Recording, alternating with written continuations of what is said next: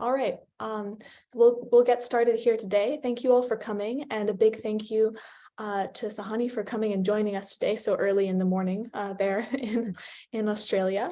We're very excited to hear about her research, and before we kick things off and I hand it over, I'll just go ahead and introduce Sahani. Sahani Pathiraja is a lecturer, a tenure-track assistant professor in data science in the School of Mathematics and Statistics at UNSW, Sydney, Australia, since March 2022. And prior to that, she was a postdoctoral researcher in the Institute of Mathematics at the University of Potsdam, Germany, where she investigated theoretical advances in nonlinear sequential Bayesian inference methods as part of a large collaborative center on data assimilation. She completed her PhD in 2018 in environmental engineering at UNSW and was awarded the University Medal for her bachelor's in mathematics and engineering, also at UNSW. She has a keen interest in the theoretical, algorithmic, and applied aspects of data science methods, and is strongly motivated by novel applications of advanced data assimilation and machine learning methods. So with that, I'll hand it over. Sahani, take it away. Thanks, Gabrielle, for the very nice invitation and introduction, and also for the invitation to talk here today. Would be really nice to actually visit in person after all these online talks. But for now, it's just really nice to be able to give this talk at all. So I'm going to talk at a relatively surface level on a range of topics that are related to data assimilation that I've been looking at since I started my PhD in 2014. And I just want to give you a sort of sprinkling of the things that I do, and if any of them catches your fancy, I'm very happy to discuss them further, or if you feel as though there are some potentially interesting applications, I'm very interested to hear more and to discuss more about it. So this, okay, probably should have, there we go. All right. So I'll talk a bit at the beginning about the background of the kind of data assimilation methods that I'm looking at, because it's a catch-all term. So if you're familiar with this, apologies for starting from scratch, but hopefully I can get everybody on the same page. Before moving on to a more recent piece of research that I worked on during my postdoc on new approaches to nonlinear, non-Gaussian data assimilation. So relatively theoretical, not so much empirical evidence in that space. Before moving on to the second main topic, which is more related to time-varying parameter estimation, but also using a certain kind of data assimilation technique. So the first part of the talk is mainly going to be focused on state estimation, so state variables of dynamical systems, versus the second part of talk, which is going to be a bit more about dealing with systems that have variations in their fundamental properties in time, and how we can estimate that automatically from indirect observations.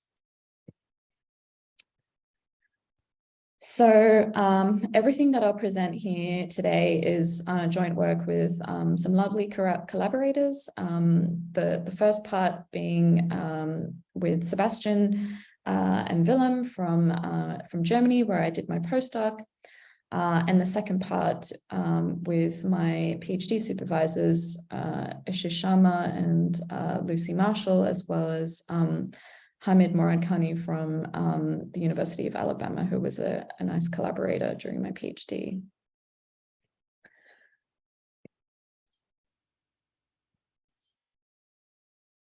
Okay, so as I mentioned before, data assimilation is a bit of a catch-all term, and I'm going to be focusing more on sequential estimation rather than variational methods. And the principle behind sequential Bayesian inference is that we have some system states, which I denote by X and are indexed by N, indicating the time. And we might have some physical or numerical model that indicates how these system states evolve in time. And we might have some kind of additive noise term to describe random fluctuations in those system states that we observe in reality, but potentially also uncertainty, epistemic uncertainty that we have in how these system states evolve. And we might then have a separate measurement process, which is indirectly related to the system states xn, where h is typically some nonlinear complicated function, sometimes potentially even difficult to resolve, which might also be corrupted by measurement noise. So, for instance, due to deficiencies in the measurement instrument itself. And typically these noise terms are assumed to be zero mean Gaussian in the best case scenario. And so the sequential Bayesian inference problem it is essentially captured by this picture here, where at each given time, we have some observations and we want to update our knowledge, our prior knowledge, which is given by our model equations, by the most current observation before generating a prior for the next time step. And so these methods are clearly useful, for instance, in numerical weather prediction, where we're dealing with chaotic systems that have sensitive dependence to initial conditions. So improving our estimates of the current state is going to be is going to lead to radically improved forecasts.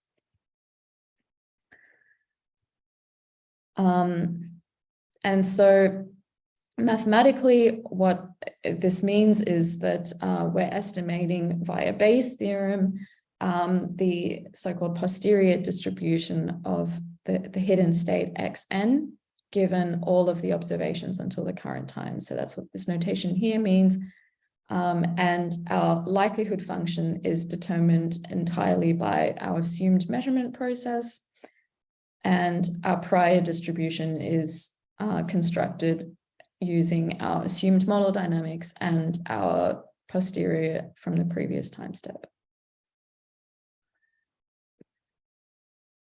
So sequential Bayesian inference is a very old field, and the most prominent example in the case of linear dynamics and Gaussian noise would be the Kalman filter, from which there's been several extensions, such as the extended Kalman filter and the ensemble Kalman filter and its variants.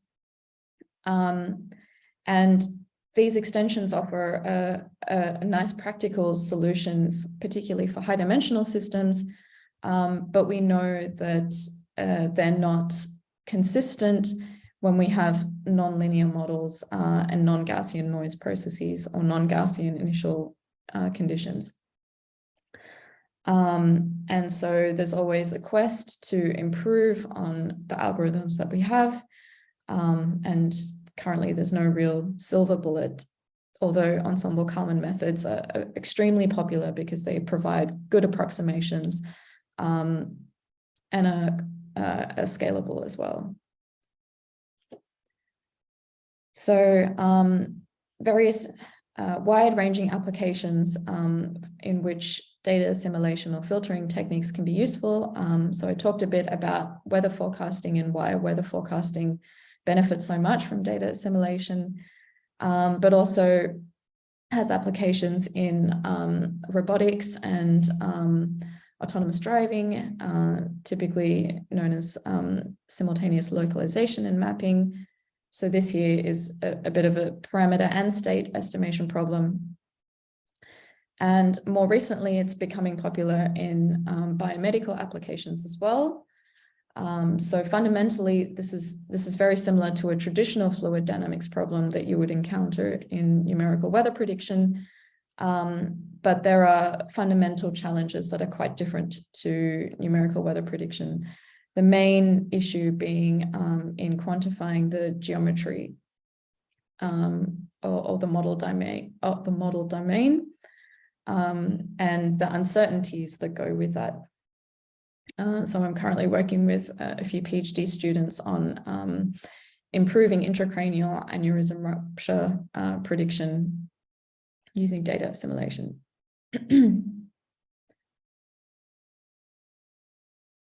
So I just want to talk very briefly about some of the main challenges that I feel are important in filtering today. So in many machine learning problems, we're often faced with estimating or estimation in static systems. Filtering is predominantly useful for time-dependent systems that we come across in nature all the time in science and engineering. And typically these systems are very high dimensional. So we need fast solutions that can give us high quality uncertainty quantification in real time. So we often can't afford to do very expensive model simulations, and several of them. So relating to that point, we need methods that are accurate, scalable, and computationally efficient. And what is potentially, or what is becoming more and more exciting avenue of research is in incorporating purely data-driven methods with data assimilation. So there's a burgeoning field of physics-informed machine learning and methods for incorporating machine learning with data assimilation as well. I won't really talk about that today, but it's a very exciting avenue. And a big focus in data assimilation, which has traditionally not been the focus in machine learning, is in uncertainty quantification. So data assimilation itself relies on good uncertainty quantification of the model itself, as well as the observations. And we're typically also interested in the posterior uncertainty as well, because we want to make decisions that take into account the full distributional properties, particularly when it comes to estimating extreme events. We might not just be interested in point estimates like the mean, but we might also be interested in characterizing Taylor behavior so that we might be better equipped to estimate the likelihood of a storm event or a bushfire or some other extreme natural hazard, for example. And another avenue that hasn't been looked at so much is in high frequency data and continuous time methods. So the first part that I will talk about will have a lot of a continuous time focus, but I'll just skim the surface. And this is purely because of mathematical convenience. So it makes it a lot easier to do proofs and to develop insights when we work in continuous time. But there's potentially further practical applications as well when we deal with high frequency data. And this is potentially going to become more and more useful as we collect not only more data of different variables, but also at higher frequency in some applications. All right, so moving on to the main kind of approximation techniques that I'm going to be talking about here. So I presented conceptually the main sequential Bayesian inference problem at the very beginning. But it's often not possible to actually explicitly solve that posterior distribution. So we have to rely on approximations. And the main kind of approximation technique that I will be focusing on in this talk is Monte Carlo. So where we have particles or sample points from which we can generate estimates of quantities about that posterior distribution. So, for example, things like means or other higher moments, we can estimate purely by taking averages of these particles that are sampled from our posterior distribution.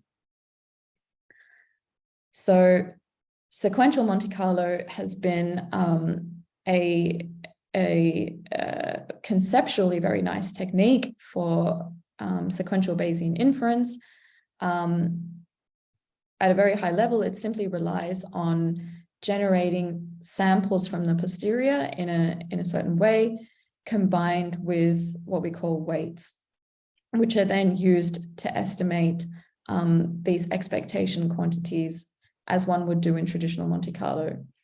And the reason for these weights is simply because we often can't actually generate samples from the desired posterior distribution, but instead we will generate samples from some other distribution that's more tractable and accessible. So we need to compute some weights to correct for the fact that we haven't actually generated samples from the right distribution. So historically, this has been shown to be an asymptotically consistent method for generating samples from our posterior distribution, but it's generally not usable in practice. So for those of you who are familiar with the weight degeneracy phenomenon, this is just what I'm going to demonstrate very quickly in this slide. So here I've plotted for a single variable a possible prior distribution. So on the x-axis, we have the values of the variable, and on the y-axis here, we have the values of the weights. So you can see this is just approximating a Gaussian distribution. And in the red, we would have our likelihood function. And as you can see, it's a lot more concentrated than the prior distribution. So we have lots of sample points that have negligible likelihood.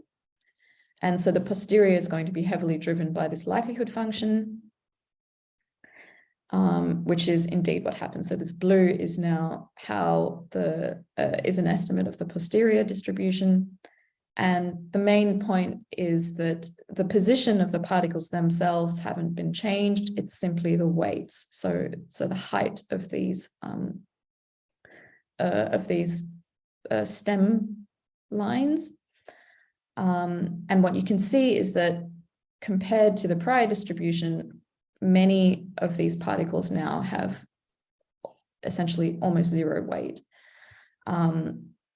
And you can imagine that this becomes even more problematic over time because these particles are essentially only modified according to the model dynamics, so our prior knowledge.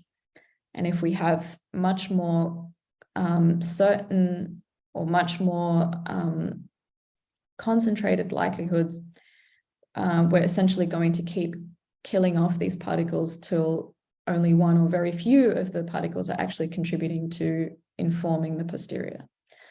So it's a very inefficient method, and this issue becomes much more of a problem in higher dimensions. So it suffers greatly from the curse of dimensionality.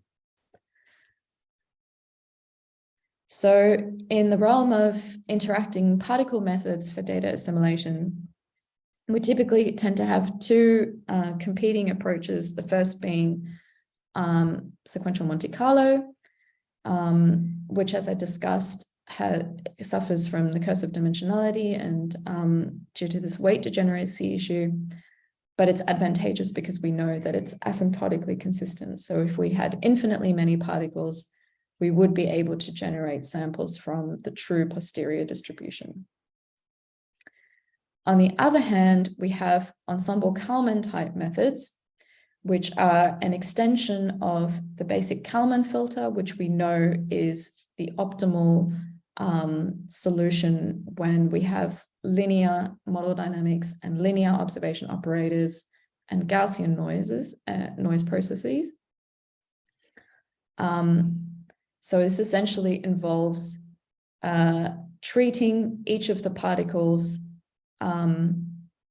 as a Gaussian approximation. So we would be able to propagate each particle via the nonlinear forward dynamics, but the update or the likelihood part involves a Gaussian approximation because we have an update via the Kalman filter formula.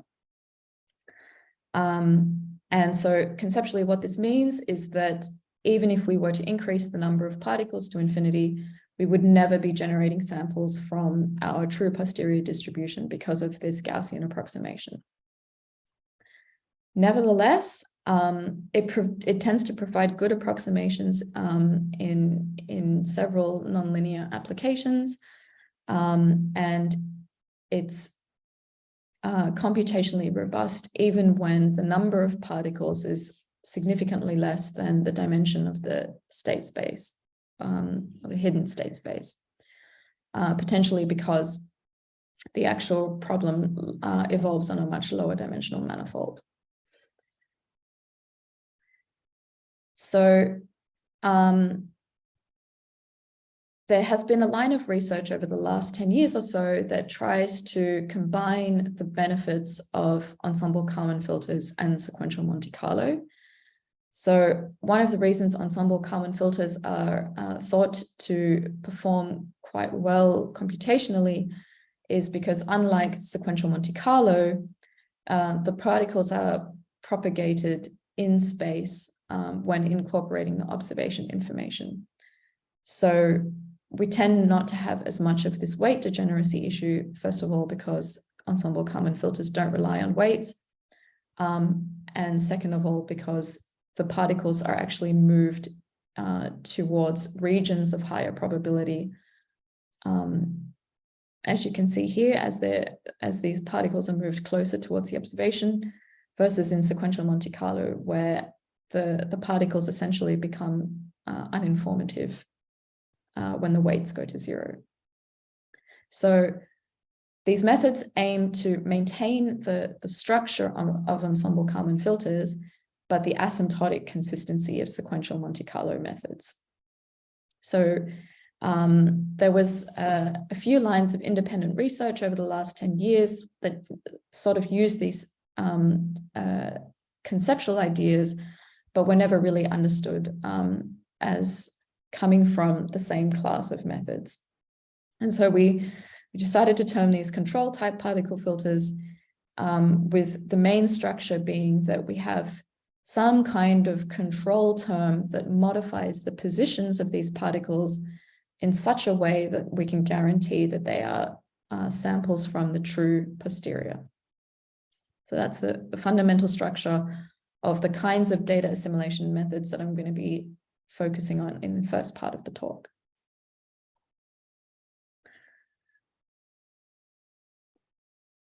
So as I mentioned at the start of the talk, this part is mainly theoretical, and I'll just very briefly touch on the continuous time techniques that we focused on, simply because many of these techniques were also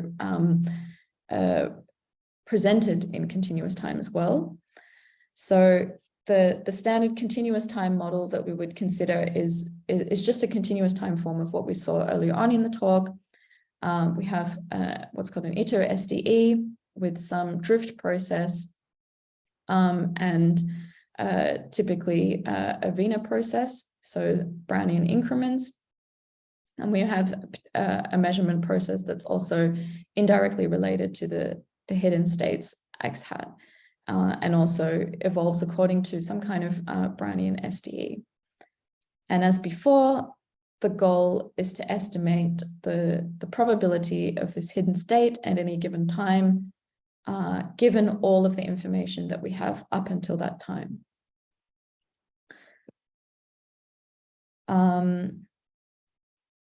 Obviously, this problem setting is not so practically useful, and we need to consider discretizations of these continuous time processes.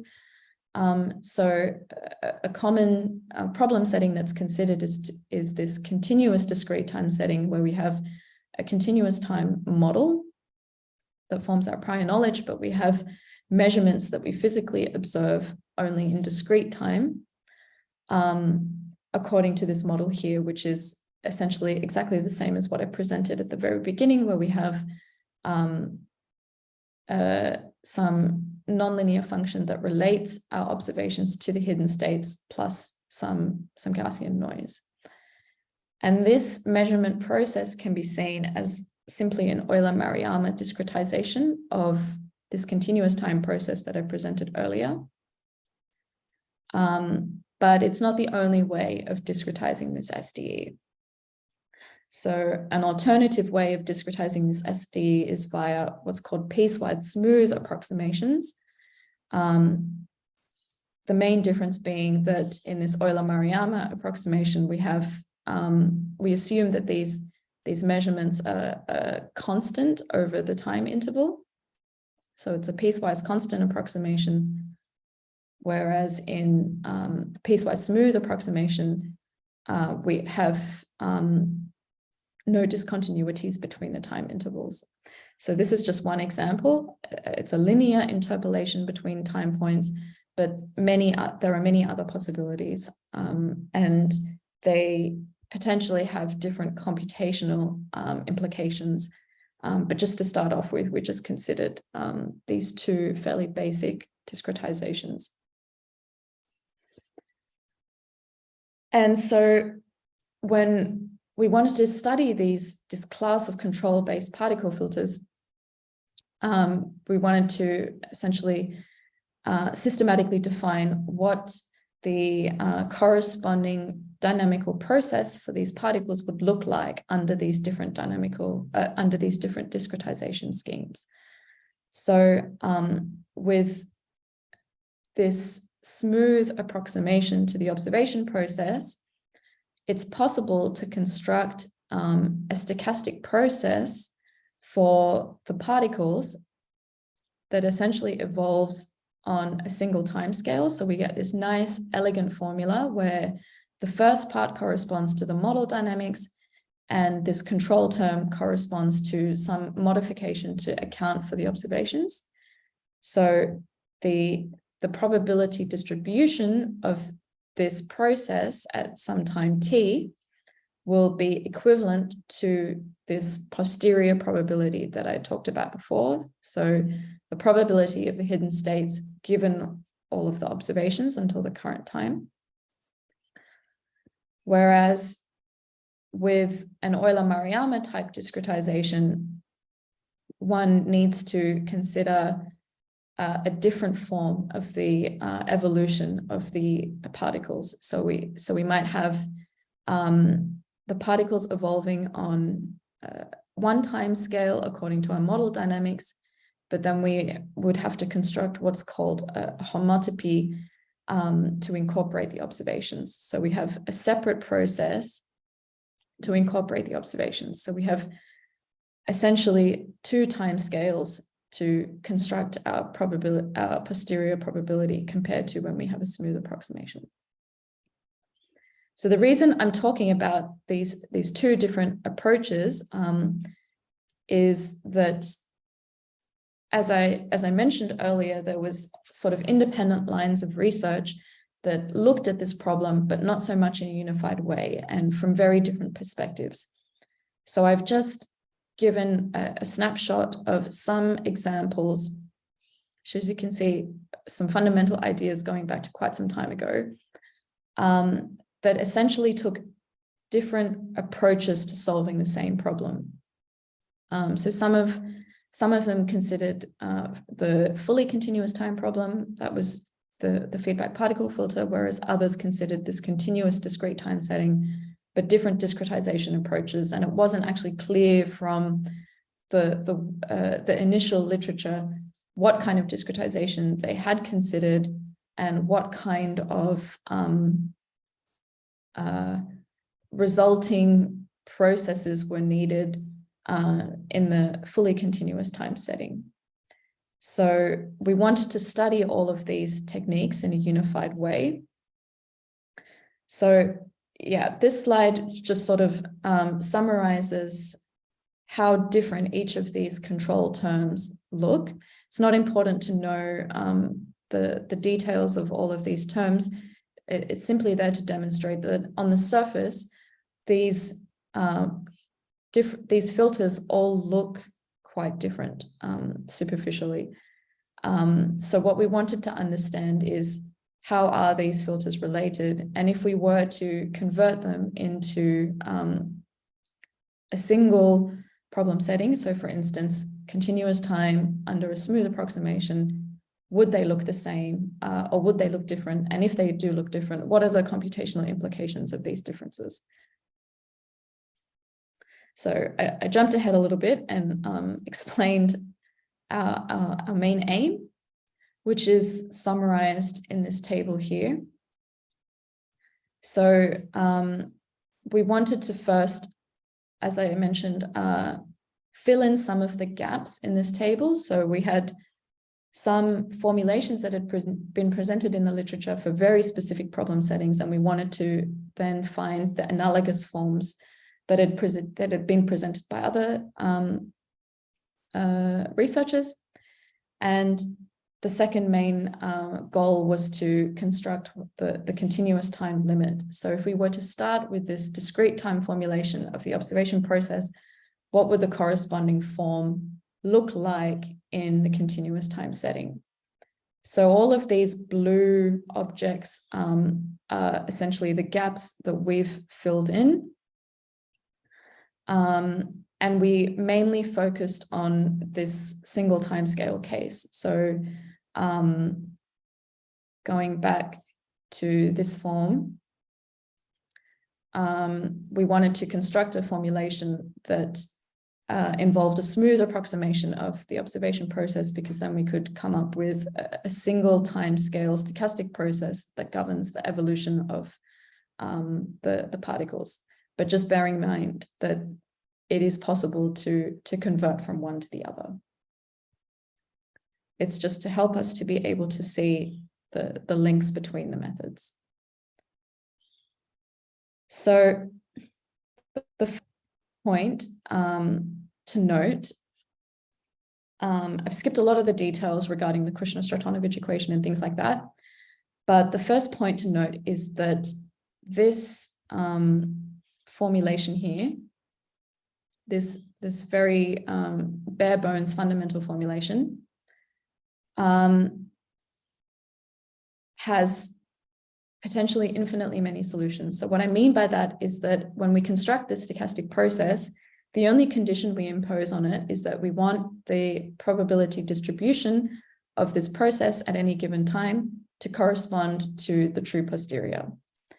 And there are infinitely many ways of constructing this control term, which is why we are seeing different formulations in the literature. But those formulations are just scratching the surface of what's possible. And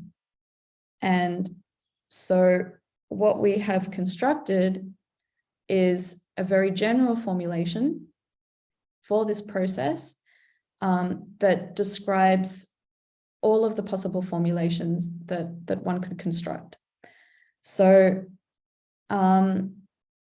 this equation here, 3, and the corresponding PDEs that describe the coefficients is essentially a huge summary of what's already out there in the literature, but also allows you to construct new formulations.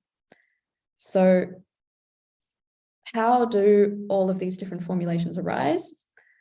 That's mainly because the coefficients, for instance, K and calligraphic J, are solutions of 2 ill-posed PDEs. So these are first-order PDEs that have infinitely many solutions. And in order to be able to make them well-posed, one has to insert some additional assumptions. So for instance, we could assume that K is of gradient type. And if we do that, we end up with a second-order PDE, an elliptic PDE, also known as a Poisson equation, which then can be solvable or well-posed under certain conditions on rho, which is our posterior density. And so it's these different fundamental assumptions on the forms of K and calligraphic J that have led to these different formulations that have been presented in the literature. And up until then, it wasn't actually clear what those assumptions were. And so we essentially identified what these fundamental assumptions were, in addition to developing this general formulation.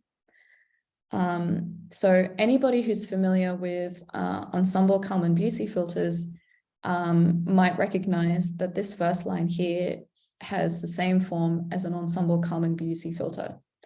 So this is one really nice property of these kinds of control type particle filters, because we have a very strong relationship to these methods that we know are computationally robust, not so much accurate, but computationally robust. And so if we were to make what's called a constant gain or Gaussian assumption, we can essentially recover one well-known and popular method from this very, very general formulation. But we can also construct asymptotically consistent formulations by solving these PDEs exactly and imposing certain assumptions. So you can find more details in these papers, and of course, happy to discuss it further if you're interested. So one of the very nice insights that we were able to gain from developing this formulation, for instance, was that two of the filters that had been proposed in the literature and initially assumed to be quite different actually have exactly the same form in continuous time, the only difference being a very small difference in the assumption on the form of K. So one involving a normalization and the other one not. And we were also able to determine that two of the filters would coincide exactly with the ensemble Kalman-Biusi filter when the drift and observation operators are linear, but that doesn't seem to be the case for another filter. So again, it begs the question of how should we determine, or how should we construct these assumptions in order to construct certain filters. So this is still to some extent an open question. The computational implications of these different choices are not clear. And there's further technical questions related to well-posedness of these SDEs as well. But another important point is in, first of all, developing ways to actually solve these McKean-Blasov SDEs, as well as these PDEs. So we need to develop methods that are going to be computationally efficient, but also accurate and competitive to the ensemble Kalman-Biusi filter.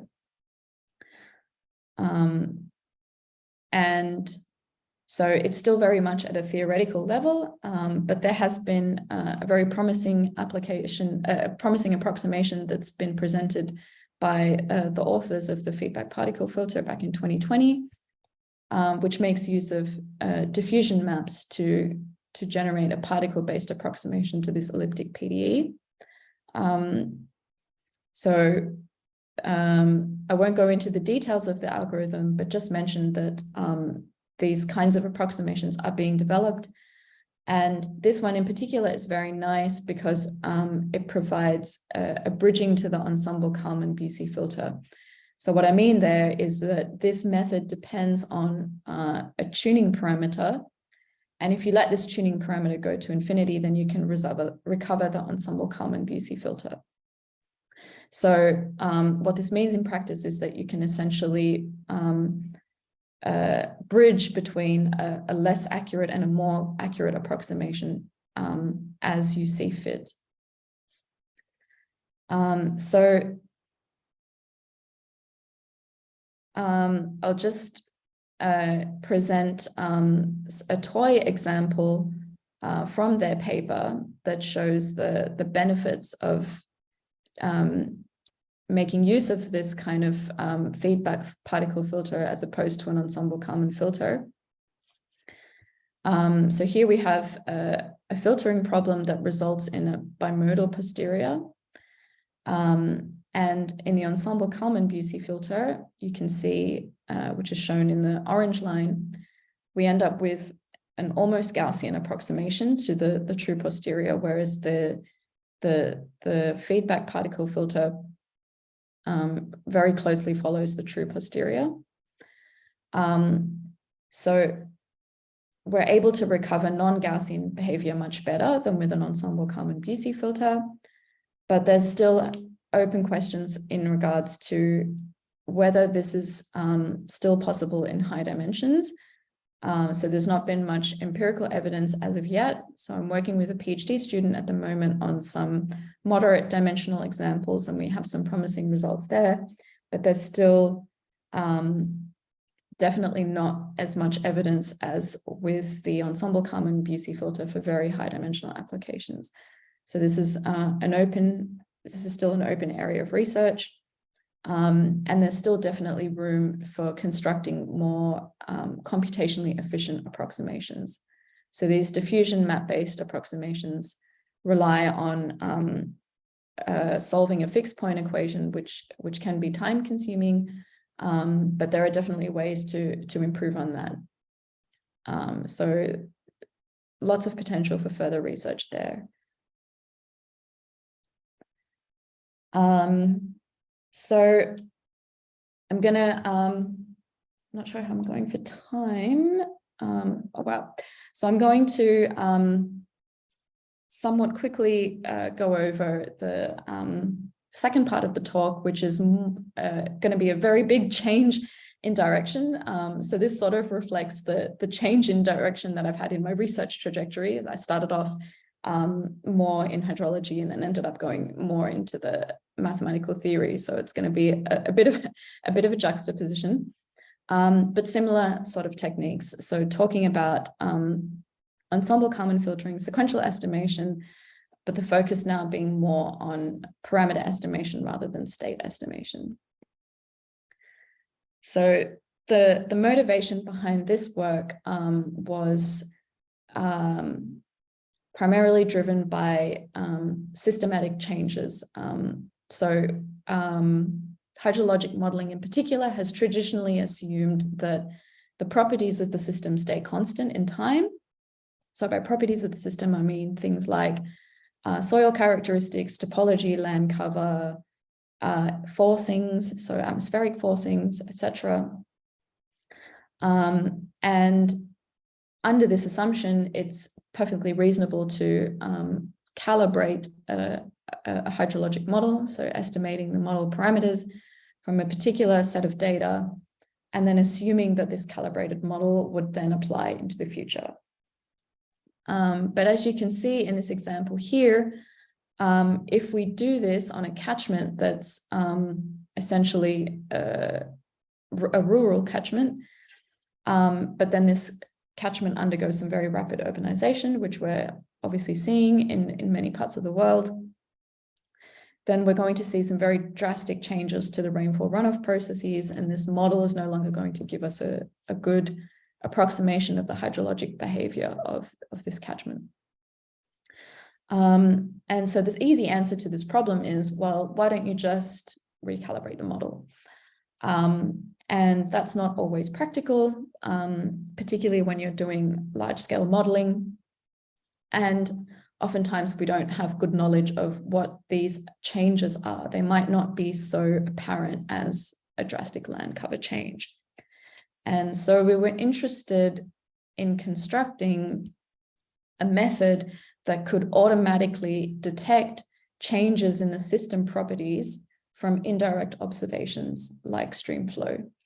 And on top of that, we wanted to be able to construct a method that could be used for real-time forecasting. So precisely in this situation where you don't have time to completely batch recalibrate your model, but you want to be able to generate forecasts very quickly in time, but still simultaneously learn some potential changes in the system parameters at the same time. And so sequential data assimilation is ideally suited to this problem. The concept of estimating both model states or system states and model parameters simultaneously was well known before we started looking at this problem, both in the signal processing community and in the hydrologic community. And so what I focused on at the beginning was trying to take these off-the-shelf type methods before I realized that this doesn't really apply very well, because we need to focus more on how we actually generate the underlying assumed dynamics of the time variations in the parameters. So what I mean here is that these methods typically assume that model parameters can be treated just as states, as system states, but we typically often have good prior knowledge of how system states evolves, but not so much model parameters. And in order to get good approximations of our of how parameters are actually, system parameters are actually changing, we need to have good prior knowledge. And so the work in this paper was essentially looking at different ways of generating underlying dynamics of the parameters. And so we proposed this method that essentially involves a local linear approximation, because it allows you to model potentially non-linear dynamics in the system parameters without actually having that knowledge a priori. And so I just want to present some of the main results to demonstrate why this method was useful, rather than focusing on the theoretical aspects. So we considered a very, very basic hydrologic model. It's a conceptual model or a bucket model that has around 6 parameters and only a single output, stream flow. So it's underdetermined.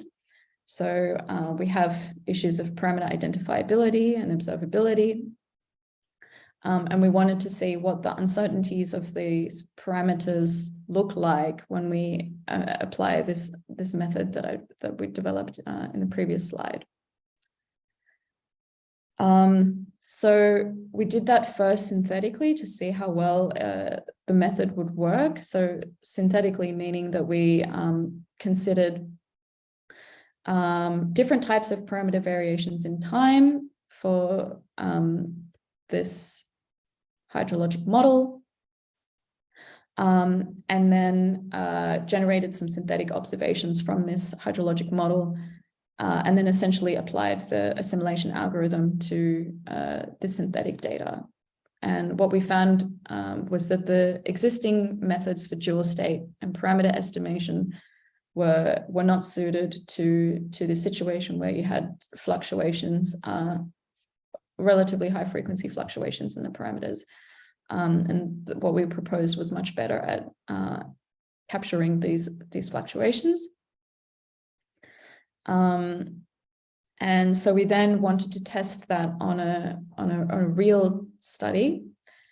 And the study is somewhat contrived in the sense that we have very, very drastic changes, but it gives us a nice indication of what's possible with these methods.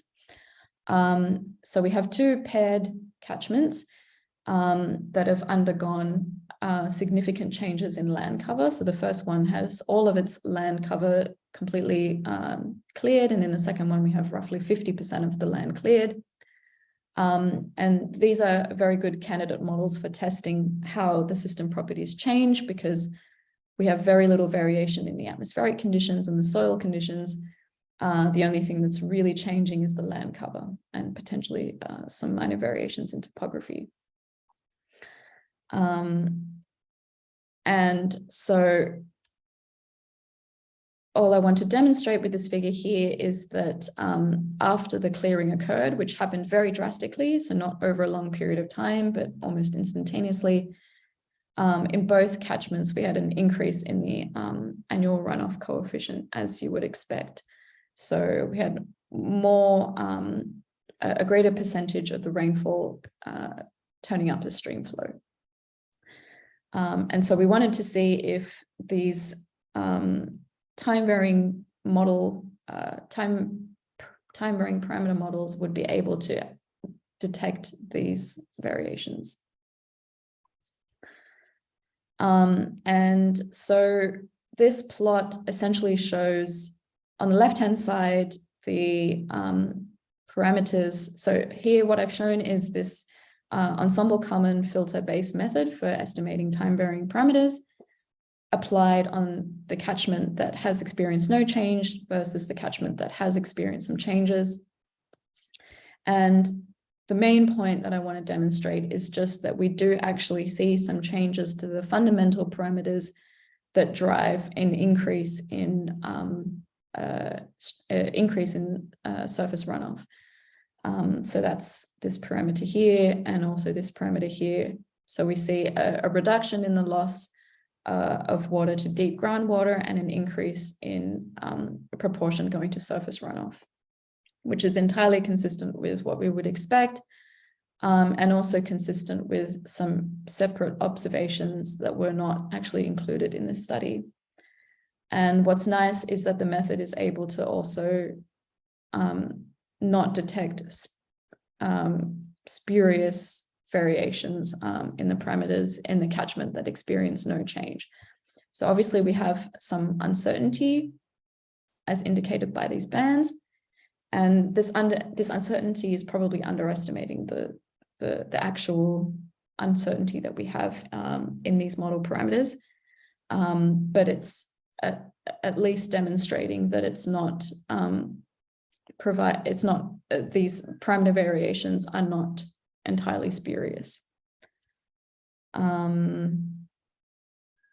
Similar story for the other paired catchment, except that these parameter variations are not as drastic and they take longer to come through, simply because the variation is not as, the signal in the observations is not as strong.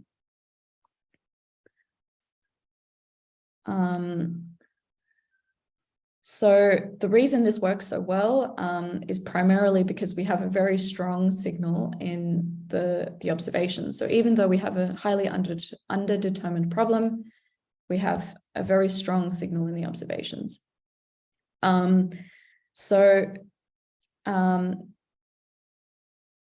thing I really wanted to highlight in this plot here, where I have some hydrographs for different events, is that prior to any of the catchment modifications, both the time varying parameter model and the constant parameter model give very good approximations. So red is the constant parameter model and the blue is the time varying parameter model.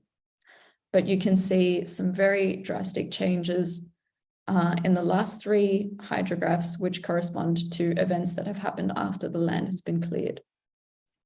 So particularly after several years after clearing, we can see that the constant parameter model significantly underestimates the runoff from compared to the time varying parameter model, which does pretty well.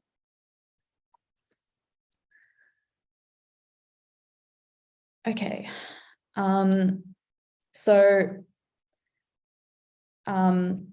Sort of brings me to the end of my talk, and it's a bit of a strange talk because I put two seemingly disparate problems together under the same umbrella. The first was really related to improving ways in which we can do non-Gaussian data assimilation, and I presented these control type particle filters that had been sort of presented in the literature over the last couple of decades from very different directions, and a promising approach for consistent sequential Bayesian inference in the nonlinear setting, because they exploit the structural benefits of ensemble-Kalman filters, but maintain the consistency properties of sequential Monte Carlo. And we looked at, we developed this unifying framework that allowed us to develop a general formulation, which first of all allowed us to see that some of these filters are actually very, very similar in structure. And it allows us to also generate further filters which might have desirable computational properties. So there's lots of work, lots of further work to be done in investigating these methods on real high-dimensional applications and in developing scalable approximations. And I presented one of these, which was this diffusion map-based approximation. But there's really a lot more work to be done in that area. So if this is a topic that's of interest to you, I'm very happy to hear from you and to discuss further. And so the second part of the talk was really shifting gear away from state estimation to parameter estimation, but still dealing with many of the same issues, non-linearities, non-Gaussianities, but more in the realm of estimating time-varying parameters. And the main sort of take-home message here is that you can really improve prediction in real catchments when you have systematic changes to the catchment properties by making use of time-varying parameter models. But we've only really tested these approaches on low-dimensional conceptual models, and it would be of interest to see what happens in larger-scale land surface models. Is it so important to make use of these techniques because we have more physical interpretations for the parameters, and we potentially have more information that might inform how these parameters change in time, if at all they do? But there might be some interesting further questions in that direction as well. So that's all from me. Thank you very much. And thanks once again for the invitation. And I'm happy to take questions if there are any. Thank you so much, Sahani. That was a fantastic talk. Really interesting material. Thanks for presenting it. I'll open it up now to questions. Maybe we could start seeing if there are any questions from graduate students who are here in the room, and then after that, or if there are none of those, we can move on to questions from everybody.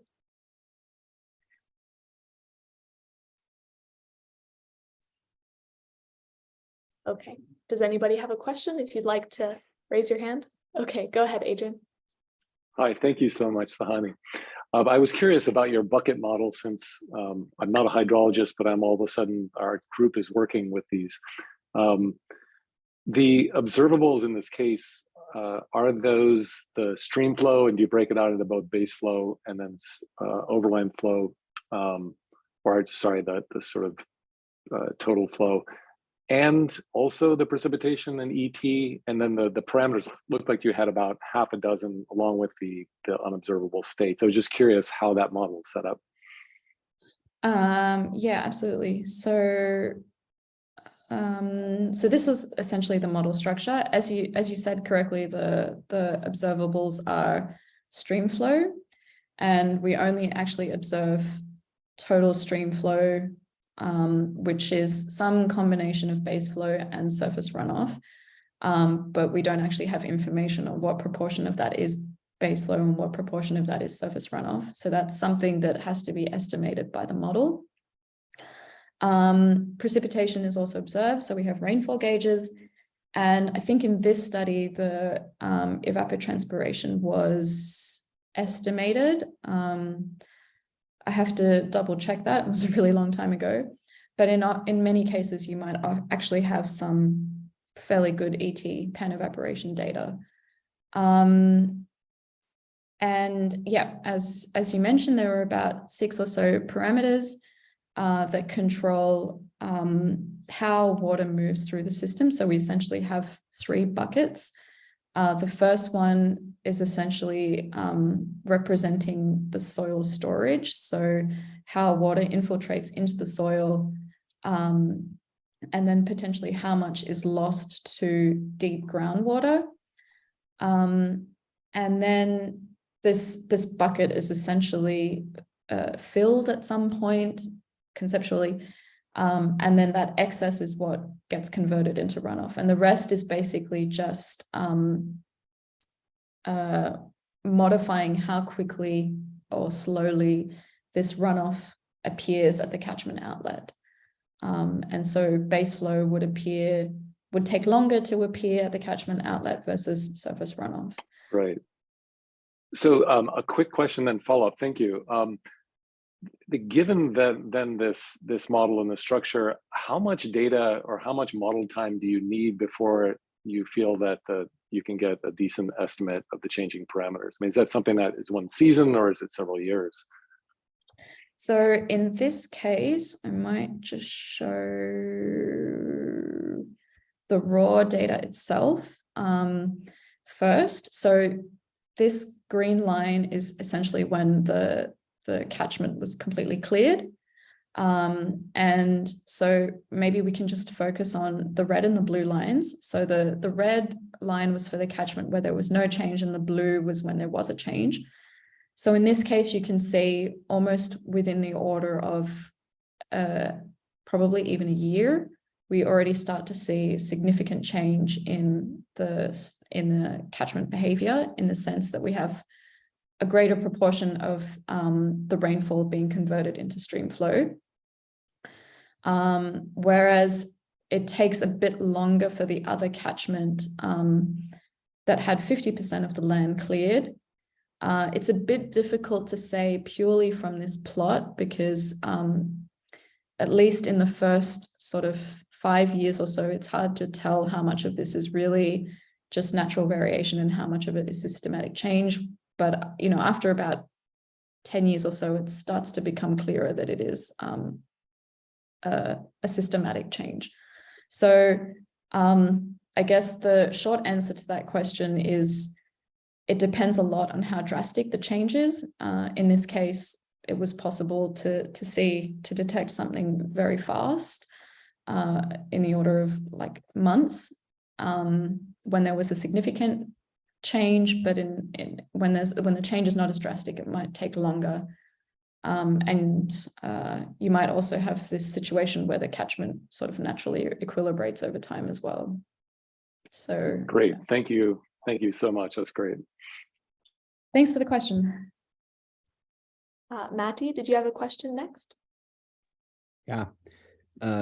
You said a couple of times that the ENKF is known to work very well in practice and in problems that are seemingly not linear. And I agree with that. That's absolutely right. But I was wondering that a couple of times over the last year or so. Has anybody actually shown that to be true mathematically? It's a question. We know that it works in practice, but does it work in theory? You know, is there a proof that actually is true? This observation, do you know of one? That's a great question. So I do believe there was a few years ago, at least, a lot of people working on trying to show this theoretically. From what I've seen, I'm not clear on whether this answer has been whether this question has been answered completely. I've not really kept up to date with what's happened so much in the ENKF. So it could be that very recently there's been some work that has come out, but most of the work that I've seen has been more on the level of things like mean field limits. So just seeing if the ENKF has a well-defined mean field limit. There was some work also on accuracy of the ENKF at the finite number of particles. But again, I'm not sure that I've seen anything very satisfying as to how well this really works when the system is nonlinear. And what does it even mean when you have departure from linearity, right? Everyone talks about very non-Gaussian, but I'm not so clear on what very non-Gaussian means. And I think what's not clear is what are some like very, at least qualitatively describable properties that make the ENKF suitable. So I think one sort of folklore that's often talked about is that if the system evolves on a much lower dimensional manifold, then that sort of potentially explains why the ENKF works so well when you have millions of variables, but only in the order of hundreds of ensembles. And potentially the underlying system itself, due to potentially some central limit theorem type artifact, has almost Gaussian behavior. But yeah, as I said, I've not really seen anything very satisfying in that direction. So if you know of anything, and if you come across something, I would be very happy to see it as well. Yeah, maybe somebody should make this. Sorry? Somebody should make this. Yeah, absolutely. I think it's a very hard problem to solve, to answer in general, without looking at some very specific systems and getting some theoretical intuition and then trying to generalize it a bit. Okay, thank you. Thanks very much. Thank you for your questions and for answering those questions. Does anybody else have any questions? I guess I wanted to just ask something quickly. So throughout your talk, you always talked about additive noise, I think. And I was wondering, you know, in the case of multiplicative noise, I know that for some systems you can make transformations to make them additive. But can you always do that? Or, you know, if you do have a model which does have multiplicative noise, what are the options there?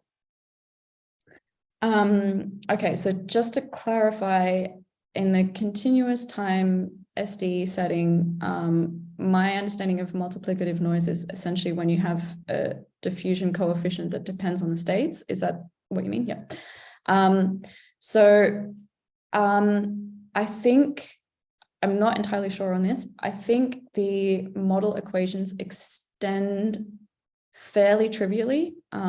So the methods that I presented before had just been presented for the case of a constant diffusion, just for simplicity, but I think it's fairly trivial to extend it to multiplicative noise. I'm not sure if it's written down somewhere.